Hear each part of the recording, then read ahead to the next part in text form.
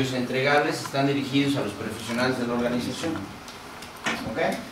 Y recuerden que esos procesos, el objetivo fundamental es que faciliten el trabajo.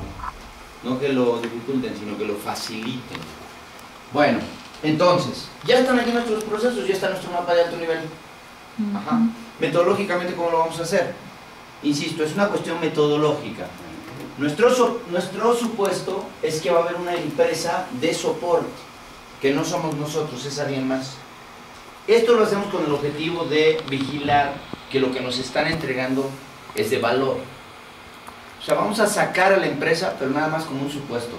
Oye, si yo estoy en mis cursos, o si yo estoy en educación continua, o si estoy en difusión, postulación, ¿qué cosas necesito? ¿Sí? Que me entreguen de soporte para que yo funcione más fácilmente. Y no que se trate de estos trámites